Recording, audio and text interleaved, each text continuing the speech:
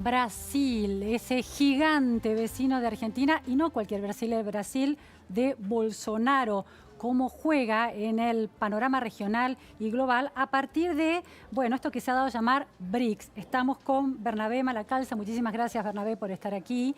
Bernabé es un analista internacional, doctor en ciencias sociales, investigador del CONICET, bueno, y especialista en política exterior y cooperación. Se reunió Brasil, Rusia, India, China y Sudáfrica en Brasil. Hubo una declaración conjunta hace pocas horas, clave.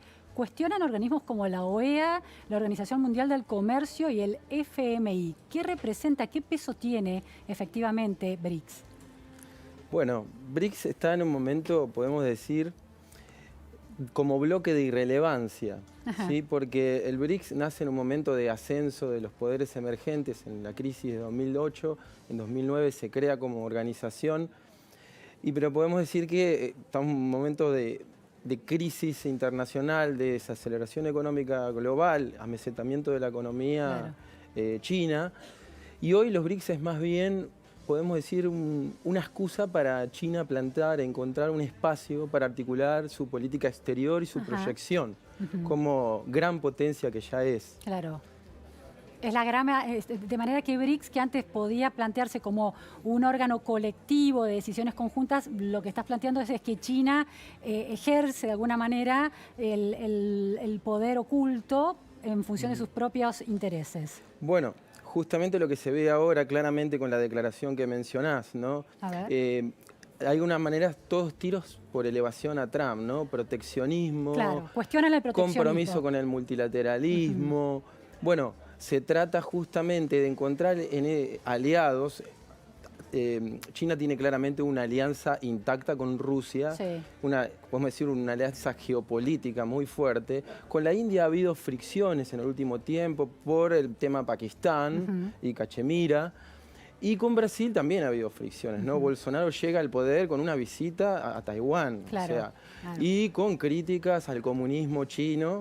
Lo que estamos viendo ahora es un reacomodamiento de esa relación, de la relación entre Bolsonaro y Xi Jinping.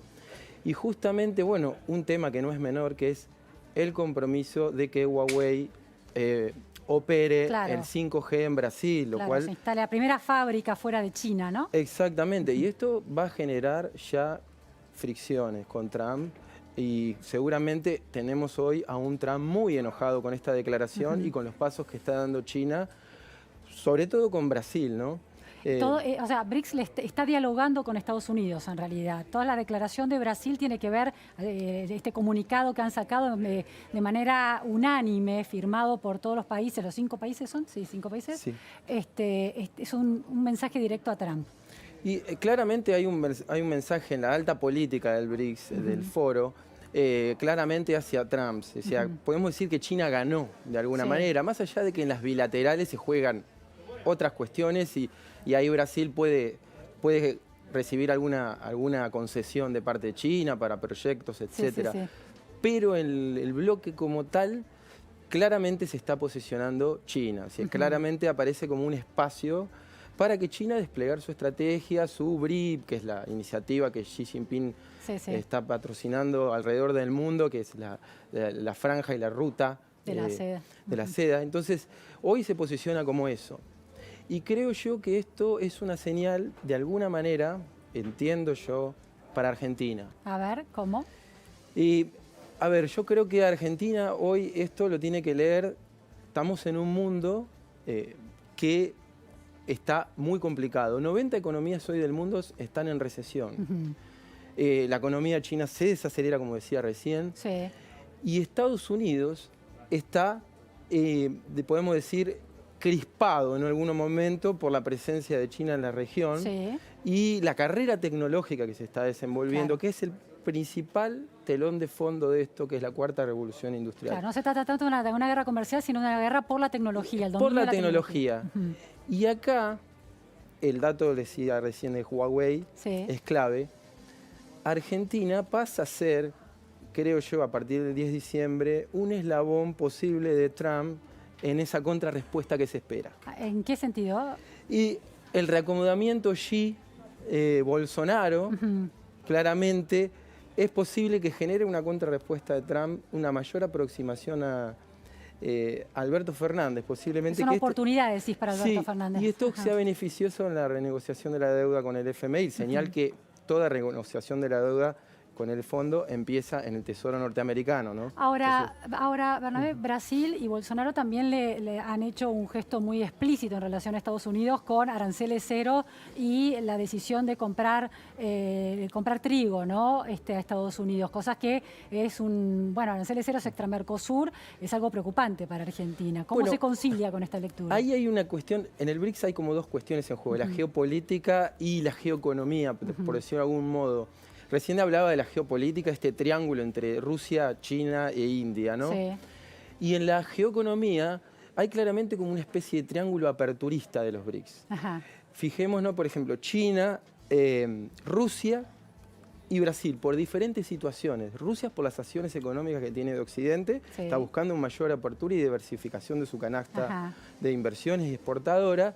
China por las razones que conocemos. Acaba justamente de ocurrir una cumbre con el ASEAN, Australia, Nueva Zelanda y la zona de libre comercio más grande del mundo en manos de China. India es más proteccionista y de hecho tuvo reparos a esa iniciativa y no se acopló. Brasil tiene un ministro de Economía claramente aperturista que está provocando con la idea de esto del TLC con China. ¿Qué es eso? Es claramente una provocación para cambiar las condiciones del Mercosur, digamos, para lograr una mayor apertura dentro del Mercosur y para claramente está, digamos, marcando la cancha Alberto Fernández respecto del acuerdo con la Unión Europea. Sí, es decir, está pensando en un tratado de libre comercio con China más allá de su pertenencia al Mercosur. No está esa cuestión. No, es una provocación, me parece. No está eso, sino está diciendo cambiemos, está marcando, como decía, la cancha para la negociación dentro del Mercosur que se viene y para que el tipo de acuerdo que resulte con la Unión Europea. Bernabé, los números que encierra dentro de sí, lo que representa el BRICS, son muy impresionantes, ¿no? 42% de la población mundial, es decir, 146 millones de habitantes, 23% del PIB mundial, del PBI mundial, 30% del territorio del planeta, 18% del comercio internacional. Pese a todo, vos decís que ese conglomerado y ese órgano multilateral no tiene tanto peso y es más, y se ha convertido en el espolón de, el avance de China. Lo voy a reflejar en una metáfora, ¿no? Los BRICS surgieron para querer sentarse en la mesa, digamos, en la mesa de decisiones del sistema internacional, para decirlo de una manera.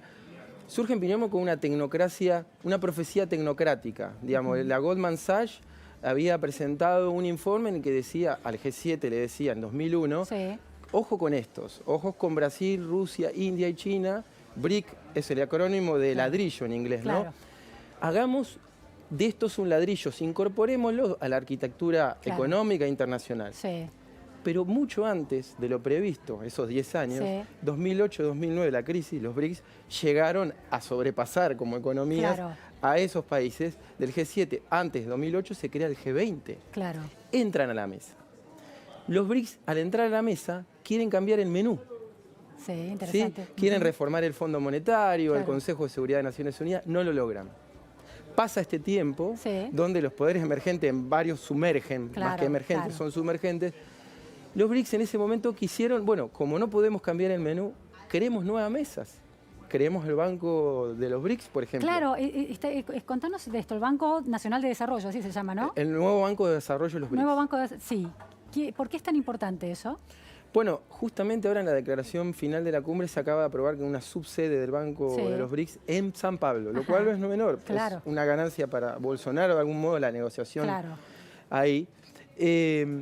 Pero es claramente una institución paralela, una institución financiera paralela, una más de las que está construyendo China, multilateral, o sea que no es propiamente, China tiene sus bancos de desarrollo también, encargada principalmente de financiar infraestructura. Entonces esto es clave para la integración física en la región y puede ser puede jugar un rol en la región, América Latina.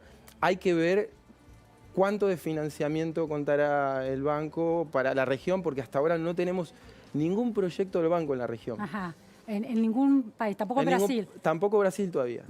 Pero esos préstamos de infraestructura son solo para los miembros de BRICS o pueden ser para otros. No, pueden ser para otros países. Lo que pasa es que el cuerpo del BRICS decide el destino de esos fondos. Claro, es como un FMI en definitiva, no para deuda, sino para infraestructura. Claro, pero en el FMI, al no tener peso estos países como cuota país en las decisiones, esto sí le permite tener peso en las decisiones. Bernabé, hay otro rol de este banco del BRICS que tiene que ver con una especie de fondo contracíclico en casos de problemas de balanza de pago, ¿no? También. Esto es importante, ¿esto ya se está haciendo? Bueno, eso ya ahí sí tiene una cuestión también de solventar desequilibrios en balanza de pagos de los países. Todavía no hay ningún caso, al menos no conozco ningún caso, pero es algo de lo que ya venía haciendo China con los swaps, lo que se llama swaps, que lo que te genera es la posibilidad de ampliar tu margen de reservas dentro de tu banco central, lo que Argentina fue un elemento que tuvo, un instrumento que tuvo durante el último tiempo para las corridas, por ejemplo, y las caídas de las reservas que tuvo el Banco Central, sino que quizás la crisis hubiera sido aún peor de lo que es sin ese instrumento. ¿Dirías que hoy BRICS entonces es una especie de herramienta y de táctica blanda, sobre todo impulsado por China, para ir extendiendo su influencia? En las relaciones internacionales se habla de una categoría, que es la de soft balancing, un balance suave, por decirlo de alguna manera. Andrew Harrell, que es un autor que habla de esto, dicen bueno, que no vienen a cuestionar el orden, sino a complicarle, a hacerle más elevados los costos de la política exterior a los Estados Unidos. Es hacerle un contrapeso a Estados Unidos de alguna manera, y hoy es claramente, bueno, eso es parte de la estrategia de China, donde es el rol central de que ha pasado China de ser un poder en ascenso a ser ya una superpotencia, y este es claramente lo que emerge en este contexto. Claro, es interesante lo que vos planteas, no es un cambio de reglas, sino es dentro de los márgenes de reglas que da y del juego que permite el capitalismo. Exactamente, los BRICS son un capitalismo con fuerte presencia del Estado, con promoción del desarrollo, a la ciencia y la tecnología, que es uno de los ejes de los BRICS y de los foros de bajo nivel que hay dentro de los BRICS, pero no vienen a cuestionar el capitalismo. Estos son cuestionamientos, sí, a los Estados Unidos, a su proyección. A su peso, ¿no? A su peso, sobre todo político. Y sí quieren reformar las instituciones, quieren mayor voz dentro de las instituciones. ¿Cómo es el tema que discuten de las cuotas del FMI? ¿De qué se trata eso? Bueno, claramente lo estamos viendo. Alrededor del 16% dentro de las decisiones, 16% del directorio del fondo es de Estados Unidos. O sea, el fondo, de alguna manera, Estados Unidos es determinante en las decisiones dentro del fondo. Y bueno, China, si bien tiene mucho más peso que el resto de los BRICS, lo que quiere es una mayor participación en función de ya el peso que tienen en la economía mundial. ¿Cómo se mide esa participación? ¿Es un ratio que tiene que ver con el PBI? ¿Cómo es? Es un ratio que tiene que ver con el aporte que hacen esos países al Fondo Monetario Internacional. Estados Unidos es el que más aporta. Es el que más aporta. ¿Y estos países están dispuestos a aumentar su aporte para tener mayor peso? Están dispuestos a aumentar su cuota, pero que sea reconocido eso en los votos, digamos. No tienen ese peso. Ahora, en términos también lo que uno ve en estos países es que son países o de democracias de alguna manera débiles, como Brasil, que sí funciona su sistema electoral, pero hay violaciones a los derechos humanos, hay una serie de cuestionamientos que se están haciendo en la gestión de Bolsonaro hoy. Bueno, y ya un régimen completamente distinto, el de China, Rusia con sus especificidades. Son de alguna manera países que se entienden en su mayor alejamiento de la democracia liberal. Yo creo que se entienden en un punto, por lo menos en política exterior, que son soberanistas. Sí, podemos decir algo así como, de hecho está reflejado en las declaraciones de los BRICS, el principio de no intervención. O sea, no me importa tu régimen político, dicen los BRICS, ¿sí? Porque sería una cuestión de intrometerme en tus asuntos internos. Es algo que una bandera también que lleva China en las relaciones le conviene para que no sea cuestionado internacionales, por derechos humanos, pero el BRICS siempre, ese principio está siempre presente en sus declaraciones, es un elemento central del BRICS y de lo que se llama la idea de cooperación sur-sur. O sea, esta idea que promueve también China y que en su momento el Brasil de Lula, no Bolsonaro, pero sí el Brasil de Lula, tienen dentro de sus ejes el principio de no intervención. Es decir, no admite condicionalidades sobre los países en la cooperación. Pero sin embargo, Bolsonaro sí es contundente en algunas definiciones en torno a Venezuela o Bolivia, por ejemplo. Exactamente, sí. Bueno, Bolsonaro claramente en relación a esto es un quiebre en la política exterior que venía teniendo el Brasil del PT en ese sentido, ¿no? Claro. Y finalmente, Bernabé, entramado de Brasil con el BRICS, ¿puede ser un riesgo para Argentina si Brasil logra de alguna manera desarrollar acuerdos unilaterales con estos países o acentuar esas relaciones? Yo creo que Argentina tiene la chance, bueno, de hacer una buena lectura del contexto internacional y tiene la chance de pivotear. La relación con Brasil está mediada por China y los Estados Unidos. Con lo que ocurra entre ellos dos, va a estar mediada esta relación. Bien. Y ahí Argentina tiene que ser, digamos, pragmático, digamos. Tienes que negociar mejores condiciones de la deuda, por un lado, y Estados Unidos es clave, pero por otro lado, China para nosotros es fundamental, es decir, fundamental en los préstamos para infraestructura. ¿Pero es más fundamental que Brasil en términos comerciales, por ejemplo? Y Brasil también es fundamental, claro. Sí. Digamos, hay una especie de cuadrado ahí que se teje. Y Brasil es fundamental, obviamente, para nuestra economía, sobre todo porque a Brasil le exportamos productos con valor agregado. Claro. Y eso es fundamental, ¿para qué? Para algo que necesitamos hoy, dólares. Claro. Muchísimas gracias, Bernabé, muy interesante. Te agradezco estar aquí. Nos vamos a un corte en la repregunta Noticias a Fondo y enseguida volvemos, no se vayan.